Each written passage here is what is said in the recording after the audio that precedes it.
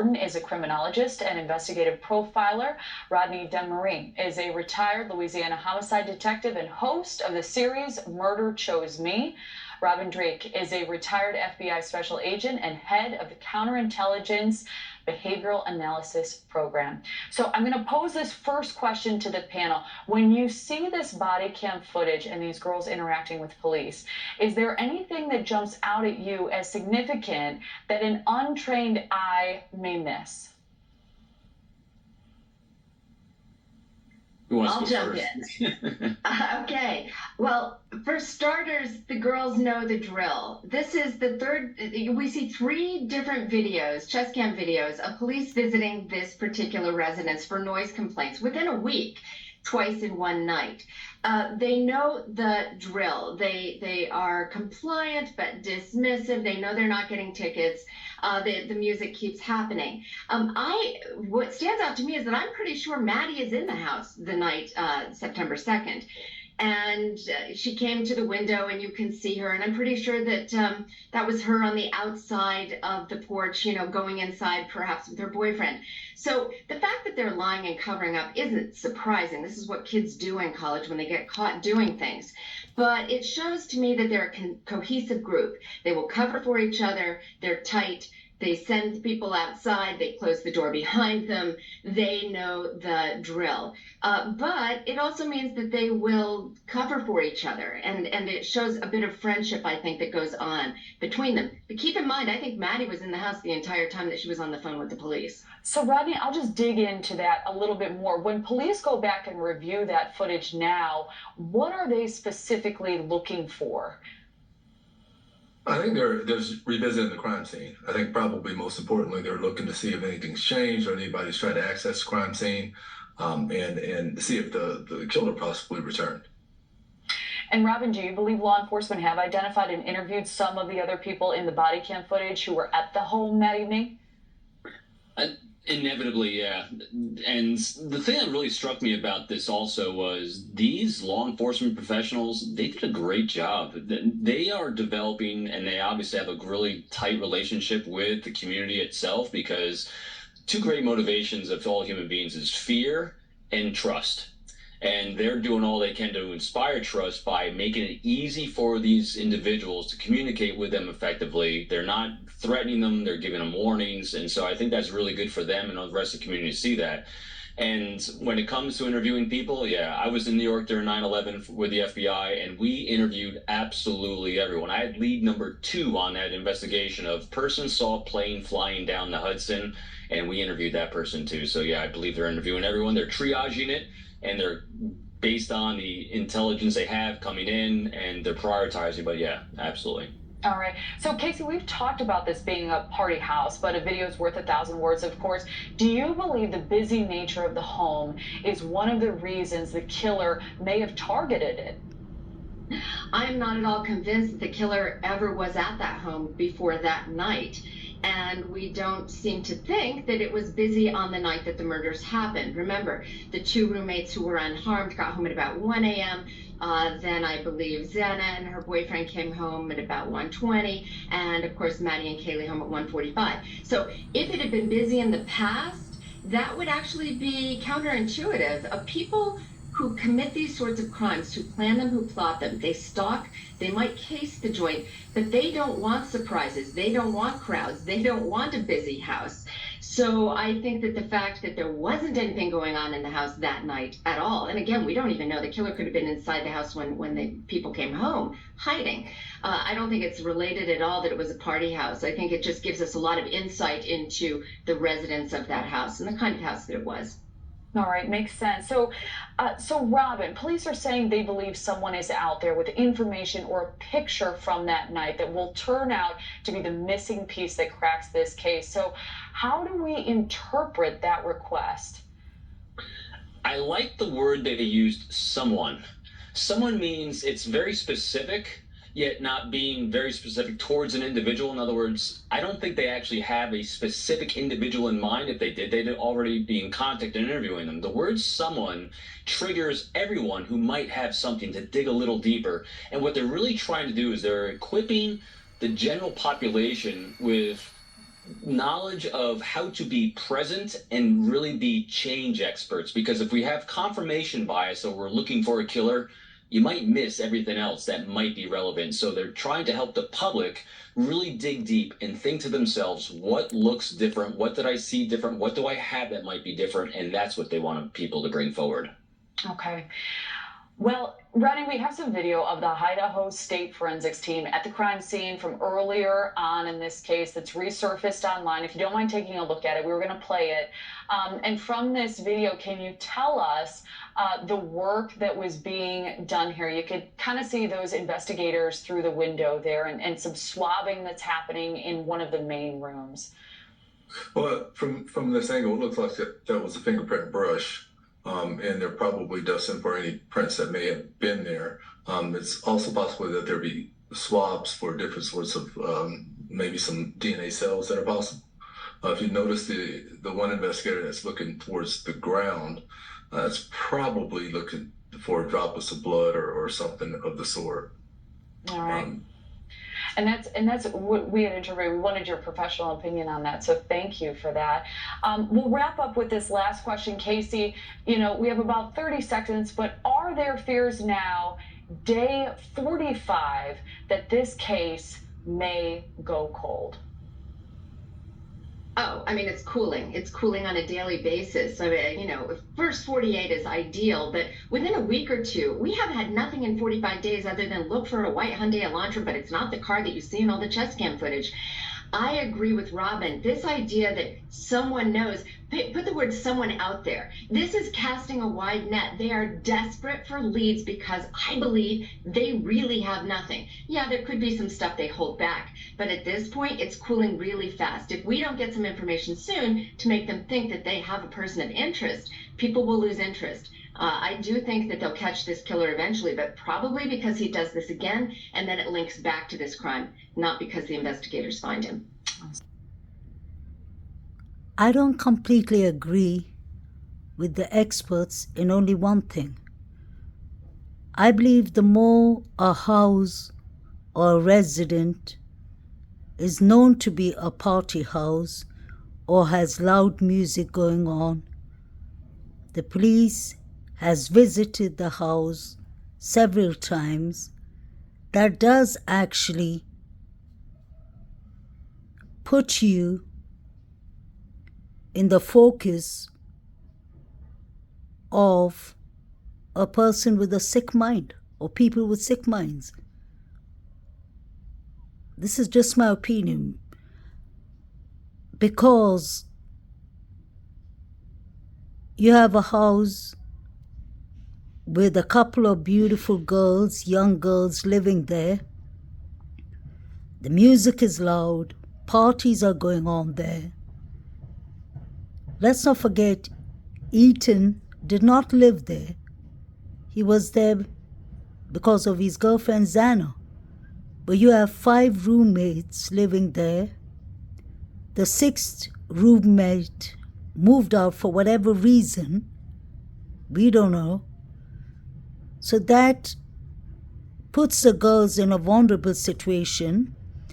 And the fact that you have so many people, so many of the college students and friends having the passcode to enter the house, that gives them an access, that gives them an easy access of entering the property, because we have to take in mind that these are college students, they have friends, they have enemies, there are people who envy them, there are people who are jealous of them, and there are people who could target them for any reason.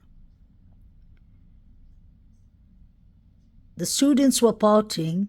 We don't know if it was only alcohol in the house, if there was other social drugs in the house, if there were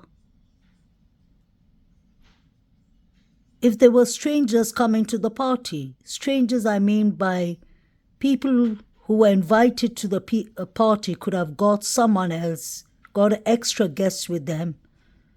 And that puts them in a vulnerable situation, because the people who partied in this house would know exactly that the sliding doors are left unlocked, that the room windows are left open at times, because we've heard from different neighbors. Inan Harsh has clearly said in all of his interviews that this house, he said that the houses and flats in Idaho, Moscow, that people leave their doors and windows unlocked. So when people have information that your doors and windows are unlocked, that there are only females, young girls living in the house, that puts you in a vulnerable situation. I'm not only talking about their friends and other students, I'm talking about neighbors even. Anyone could have a grudge on someone,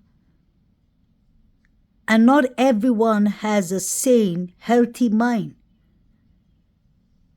Some people can take things too far.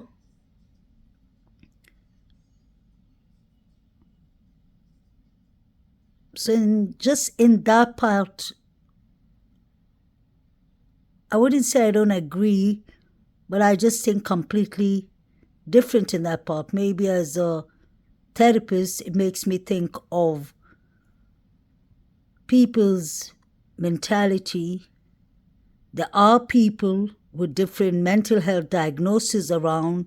There are people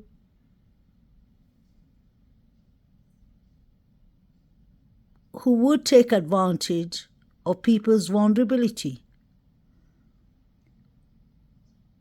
And I do agree with them that the police knew the students, so they were giving them warnings. It's important for law enforcement to have a good communication with their community, definitely.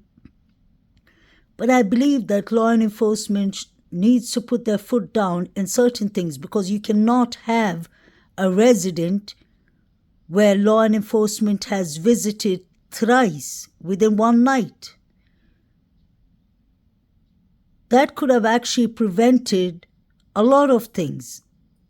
He saw that law enforcement came over a couple of times, and they always tell them, yeah, that this is a warning, you will get a citation,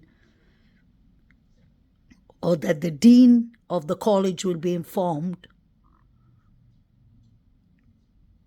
I've never heard law enforcement saying to the students that we'll inform the landlord of the property, and that could cause him to throw you out of the house.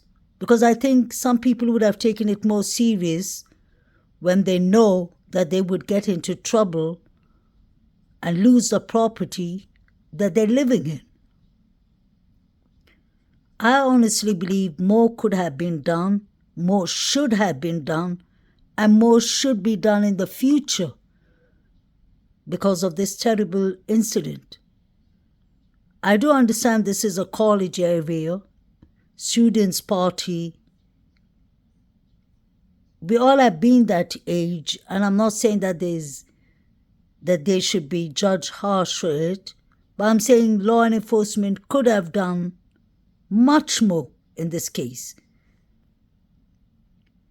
We've seen the body cam footage of the alcohol minor stop in Banfield, and I personally did not think that went well, whether they were plain sight officers, undercover cops, or if they were cops with uniform. They asked the students to stop. The students ran, walked away. They could have thrown any evidence in the field. And that doesn't make sense, because when law enforcement asks someone to stop, no matter what age you are, no matter what status you are, no matter what color, religion, whatever you are supposed to stop, because that is serious consequences. So that is one body cam footage that has never sat right with me. If you have students disobeying law enforcement, then I believe they could go further down the line. And see absolutely everything in the background. What do you assume they're going to be looking for?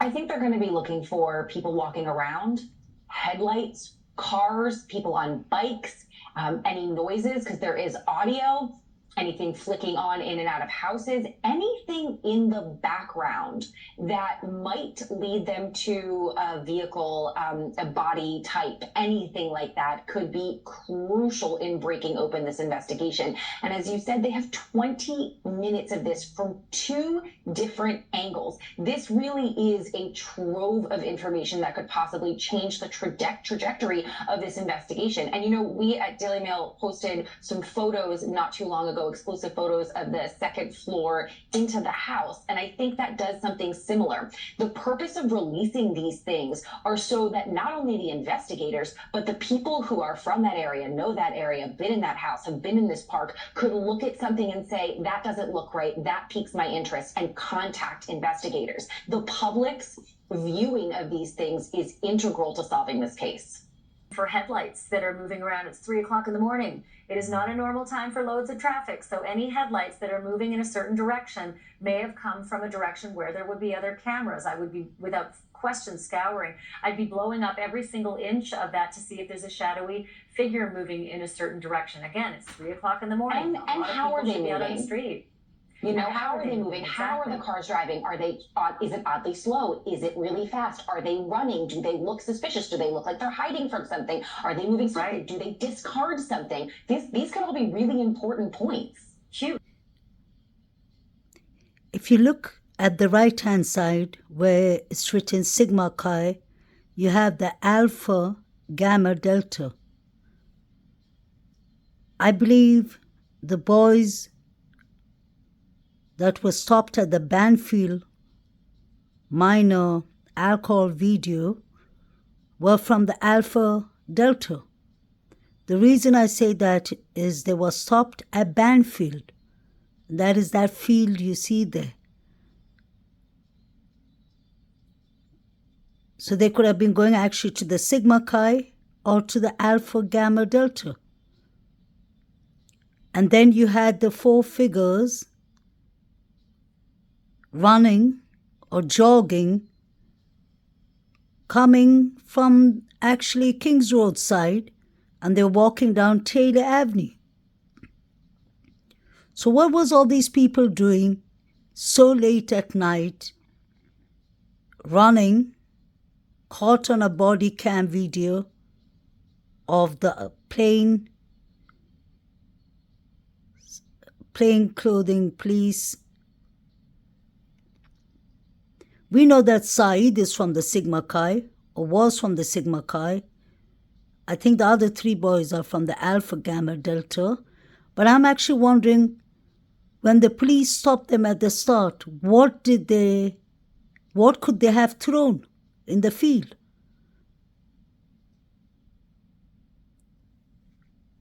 Allegedly. Because once you do not stop for the police and you've been told to stop, and they started making all kind of conversations with the police, asking them that, oh, we did not think you were the police. We thought that it was a false stop from police officers. They started making even discussions about, do you all drive that car now? And then the officer was actually making conversation and saying, yeah, they're trying to save money. The force is trying to save money, so we're using hybrid cars and all. That was so unnecessary. It's all right to be friendly as the police, but you don't get friendly as law enforcement with someone breaking the law by running away from the law when they've been told clearly to stop. So we have the 4 or 5 figures running, and we have Saeed and the 3 other guys at the Sigma stop, at the Sigma Chi and Alpha Gamma Delta Banfield stop. Where were they heading?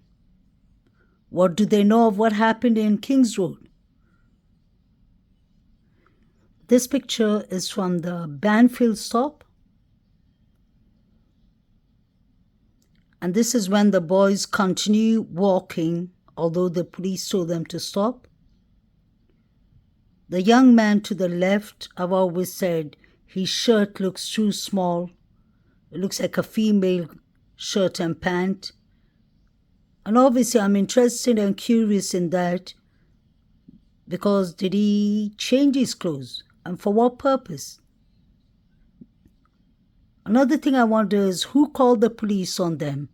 Could it be possibly that somebody heard about the fight that was going on with Xana and Ethan and called the police because they knew that these boys were going to take revenge or something like that, allegedly?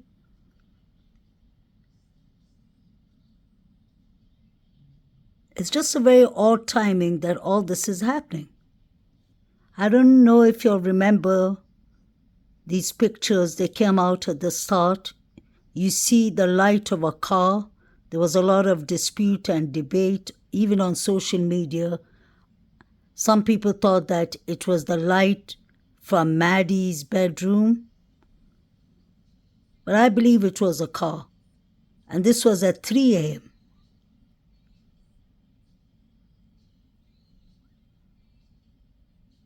So what car was driving up to the girl's house? You can see the flashlight or the light of the car.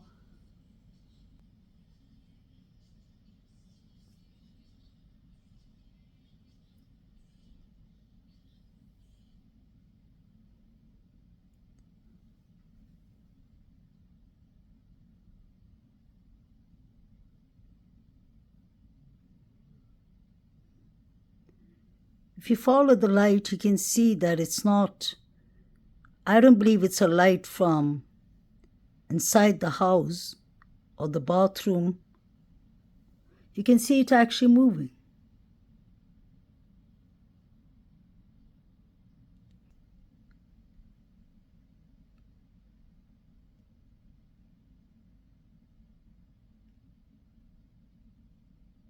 And you can see that the light gets brighter and brighter.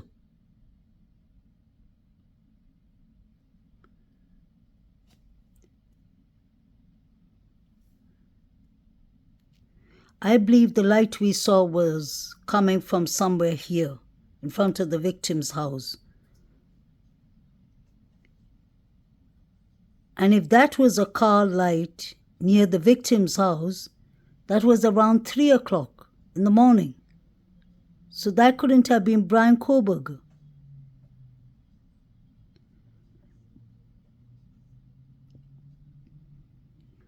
And if you notice, there's so many lights on in the buildings and the flats nearby. So I wonder how come nobody heard the screamings, because clearly some of the victims had defensive wounds and fought for their life.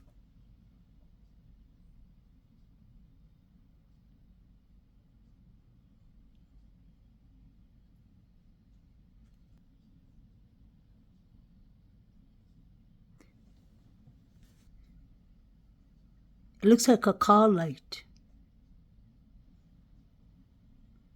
And I think the figures were caught where these lights are downstairs.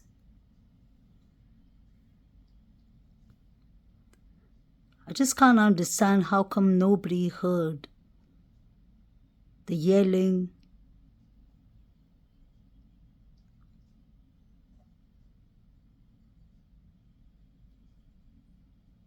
and people fighting for their life.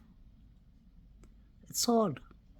When you make it dimmer, you see the light clearly, and that is a car light.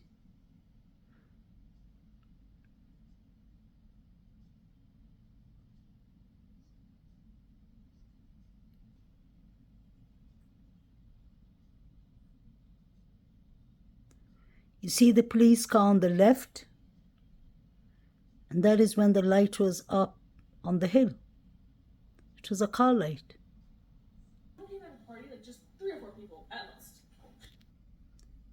I find this a bit strange because the roommates were pretending to be each other, and Dylan was pretending to be Xana. She said, "Is it all right if I have a small party? It won't be more than 3 to 4 people, I promise." That makes me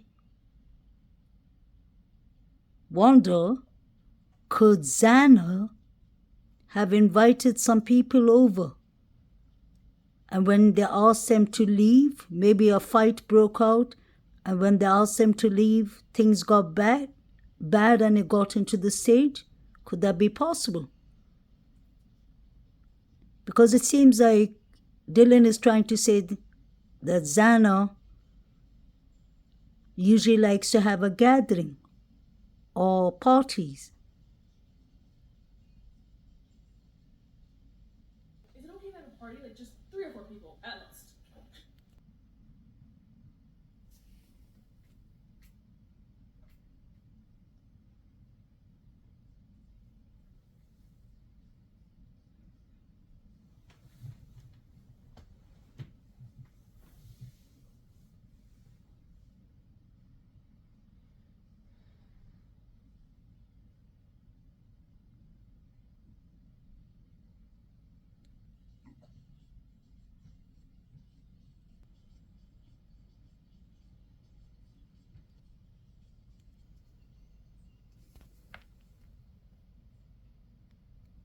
Why didn't they stop for the police? You can clearly see they're walking straight ahead and the police officer had to run behind them. Could they have thrown something in the field?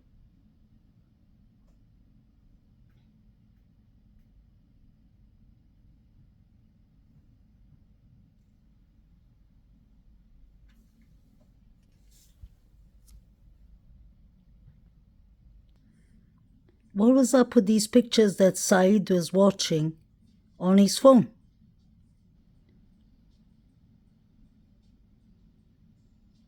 They look quite concerning. Look at the picture downstairs below. Somebody clearly has on a hoodie and a mask where you can only see the eyes. This one looks like there's red liquid on the bed. Looks like somebody's sitting in the bed with long hair. Look at his finger or his thumb. It looks like it's damaged or hurt. There's injuries there, allegedly. But these pictures should have been investigated. It clearly looks like somebody sitting on a bed. And you can see somebody else sitting on the floor because you can see the hand there. So it looks like 2 people there. Could it be possible that these people were sending each other the crime scene pictures? Allegedly? It's just a question. I spoke about this, I believe, 4 months ago. I haven't seen people speaking much about this, but I really find this to be concerning.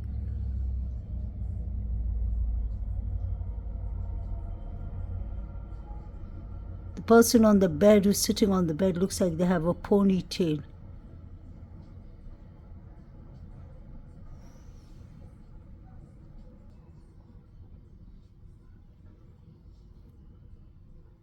Looks like somebody sitting down with their head down.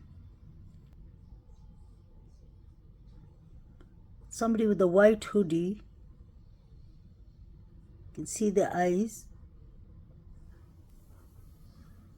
Then you have these other pictures.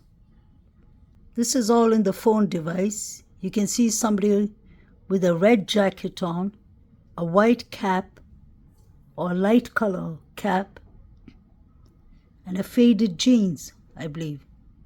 I could be wrong, but I don't know where these pictures were taken and why Saeed decided to watch these pictures while the plain uniform police were questioning or talking to the minors. Look at the thumb. Look at his thumb on the phone.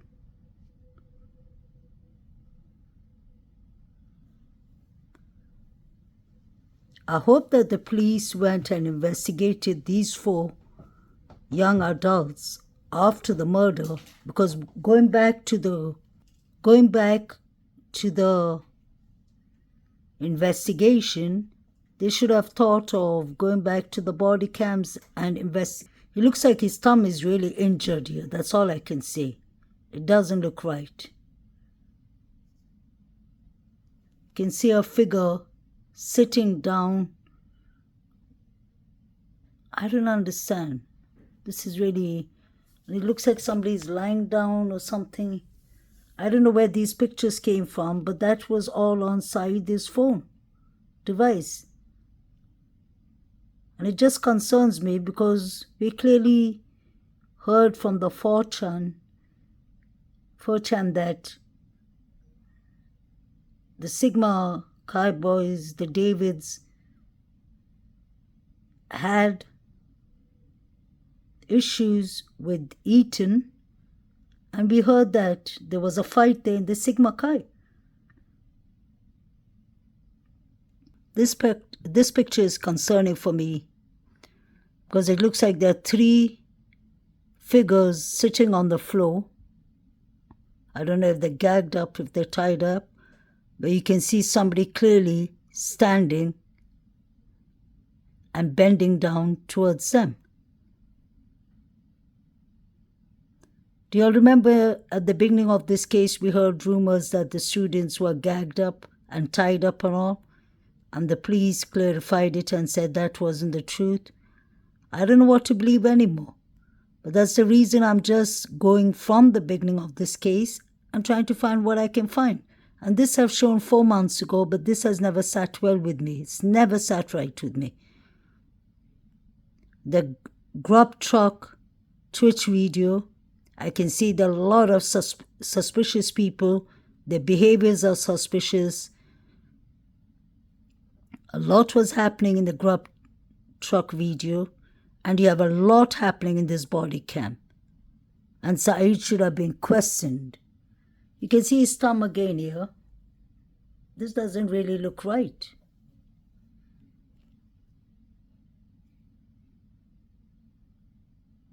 That looks like red liquid. I don't know what these pictures are about, but it wasn't me who found these pictures. I found it from his mobile device. So I'm just showing you what I observe and what I see. It's all speculations, but this is what was on his device. Look at the man with the mask.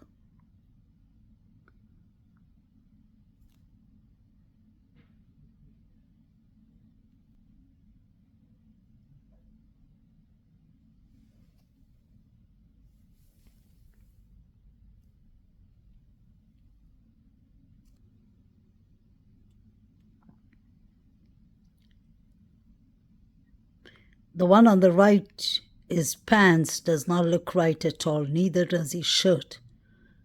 And you can clearly see the one in the middle has a glove. I don't know what he keeps on doing with it. At times he doesn't have it on, but then you see it in his pocket. Whatever black he has in his hand, on his hand, looks like a glove. And this one's jeans look like they have red liquid on it. Since I can't say the word on YouTube, I hope you'll get what I'm trying to say. Look at his shirt, how small it is. Look at the pants. These 3 boys refused to stop when the officers called them. The officers had to clearly chase them through the field. So did they throw anything? Did they dispose any weapon? Anything? Everything is possible.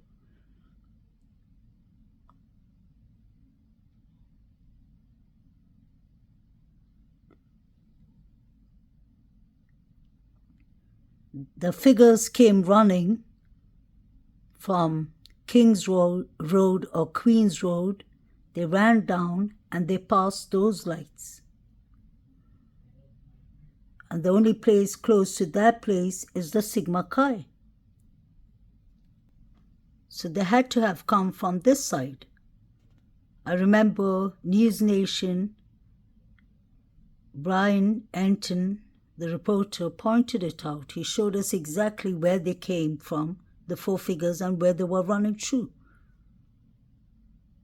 Has this case been investigated properly? Where are the 3 unidentified male DNAs? The Sigma Chi fraternity's president told us that there's no cameras on the premises. So how would anyone know if any of the 4 figures was coming from the Sigma Chi towards Kings Road or from Kings Road back to the Sigma Chi? The Sigma Chi was under investigation for the first couple of weeks. Why were they under investigation? Was it because of the 4chan post? Let's not forget that one of the Davids, David Lott, I believe, the person who wrote it on 4chan said that David Lott's window is facing the girls' bedrooms in Kings Road, so you could see the 2nd and 3rd floor when the lights go off. I wonder which room he lives in. He has to be facing this side to see the Kings Road house. They said they wouldn't take any phone devices so that the Wi-Fi doesn't connect to their phones. They were going to do it within 19 minutes, allegedly. Those are all questions to think about. And if we did not see the 4 or 5 figures running, I wouldn't have thought much about the 4chan post. But since we saw the 4 figures, since we saw the other 3 boys and Saeed in the stop of the Banfield alcohol minor stop, it all raises questions and doubts. We know that a glove was found outside the property of Kings Road of the victims, and we know that a van shoe print was found in front of Dylan's room. One of the boys clearly had on Vans. I know many people have said in the comment channel that college students wear it. That is not the point. Let them wear it or not. But they were in the direction. They weren't far from the house. So that raises questions. And why isn't the prosecution turning over all the evidence to Ann Taylor, Brian Koberger's defense attorney? The leather knife sheet is important, it's crucial, but that is touch DNA. I wonder who had any connection or involvement